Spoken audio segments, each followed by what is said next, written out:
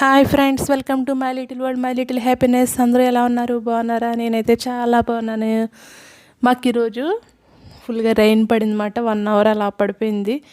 దానికోసం ఈరోజు ఒక స్పెషల్ రెసిపీ చేశాను. ఏంటంటే వడలన్నమాట.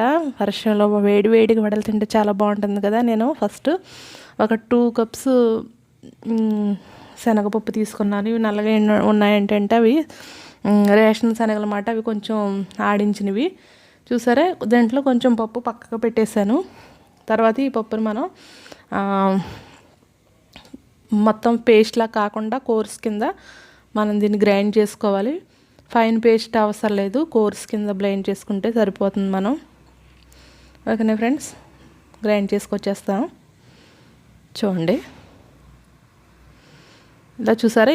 ఇలా గ్రైండ్ చేస్తే సరిపోతుంది. వాటర్ ఏం వేయకోకుండా గ్రైండ్ చేస్తే పప్పు కింద సరిపోతుంది. ఇప్పుడు మనం ఆల్రెడీ మనకు కొంచెం పప్పు పక్కన తీసి పెట్టుకున్నాం కదా, అది కూడా గ్రైండ్ చేసేద్దాం. ఇప్పుడు దీనిలోకి ఒక 2 పచ్చిమిరపకాయలని చిన్నగా కట్ చేసి వేసాం. తర్వాత ఒక పెద్ద ఆనియన్ని సన్నగా కట్ చేసి వేసుకోవాలి. తర్వాత ఒక రెమ్మ కరివేపాకు వేసుకున్నాను. కొత్తిమీర అయితే నా దగ్గర లేదు ఫ్రెండ్స్, అందుకని కరివేపాకు మాత్రం వేసాను. తర్వాత దీనిలో 1 టీ స్పూన్ జీలకర్ర వేసాము. తర్వాత 1 టీ స్పూన్ అల్లం వెల్లుల్లి పేస్టు.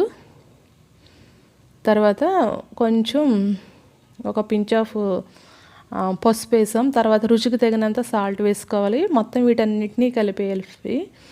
బాగా మొత్తం మిక్స్ అయ్యే విధంగా మనం వాటర్ని ఏమి యూజ్ చేయక్కర్లేదు మనం. తర్వాత నేను మర్చిపోయాను కదా, చాట్ మసాలా వేయటం మర్చిపోయాను. తర్వాత లాస్ట్లో గుర్తొచ్చి వేసాను ఫ్రెండ్స్. తర్వాత దీన్ని కూడా బాగా మిక్స్ చేసేసుకోవాలి. తర్వాత మనం ఒక బాణీ పెట్టుకొని హీట్ అయిన తర్వాత దాంట్లో ఆయిల్ వేసుకోవాలి. అది కూడా హీట్ అయిన తర్వాత ఒకసారి చెక్ చేస్తాను కదా అది హీట్ అయిందో లేదో. ఇప్పుడు ఇలా వడ చేసుకోవాలి. ఫస్ట్ ఆ క్లిప్పింగ్ మిస్ అయినట్టుంది ఫ్రెండ్స్. తర్వాత ఇంకో నెక్స్ట్ క్లిప్పింగ్లో వస్తుంది. ఇలా మనం వడ చేసుకుని హీట్ అయిన ఆయిల్లో ఒక్కొక్కటి వేసుకోవాలి. మీలో ఎంతమందికి వడలంటే ఇష్టమో చెప్పండి నాకు కామెంట్ సెక్షన్లో. కామెంట్ చేయటం మాత్రం మర్చిపోకండి ఫ్రెండ్స్.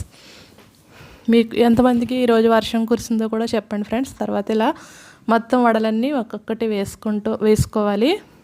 మీకు కొంతమంది అయితే పేపర్లో కూడా చేయొచ్చు. తర్వాత నేనైతే ఇలా చేతితో చేస్తున్నాను. ట్రై చేశాను కానీ బాగానే వచ్చింది ఫ్రెండ్స్. చేతితోటి ప్లాస్టిక్ పేపర్ ఉపయోగించుకోకుండా, కవర్ మీద ఉపయోగించకుండా మామూలుగా చేతితో బాగానే వచ్చేసింది. చూడండి ఫ్రెండ్స్, దాన్ని మనం టర్న్ చేసుకోవాలి. వాటిని ఈజీగానే టర్న్ అయిపోతాయి.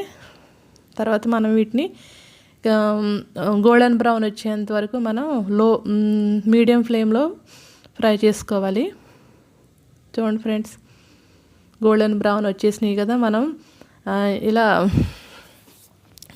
దీనికి ఉన్న ఎక్స్ట్రా ఆయిల్ని పీల్చి వేయడానికి ఇలా పేపర్ నాప్కిన్స్ వేసుకుంటే ఏమైనా ఎక్స్ట్రా ఆయిల్ ఉంటే పీల్చి వేస్తాయి. అంత ఆయిల్ కూడా ఇవి ఏమి పీల్చలేదు ఫ్రెండ్స్. చాలా బాగున్నాయి, చాలా క్రిస్పీగా కూడా వచ్చాయి.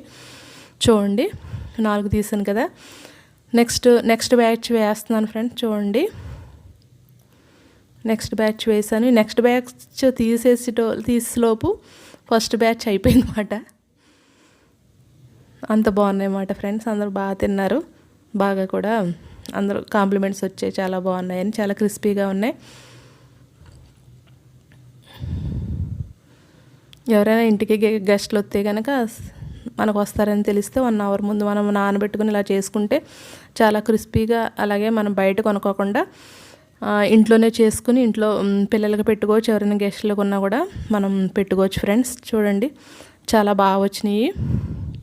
అచ్చం బయట మన బండి దగ్గర అమ్మే ఎలా ఉంటాయో వడలు అలాగే వచ్చినాయి ఫ్రెండ్స్. సేమ్ అదే విధంగా వచ్చినాయి. చూసారా, ఇది మాత్రం నేను కాదు, చూసారా మా బాబు ఒకసారి నేను చూపిస్తానని అలా కట్ చేసి చూపిస్తున్నాడు అన్నమాట.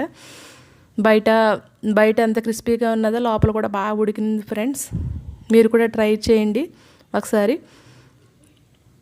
ఓకేనా ఫ్రెండ్స్, నా రెసిపీ కనుక నచ్చినట్లయితే లైక్ చేయండి, కామెంట్ చేయండి, షేర్ చేయండి.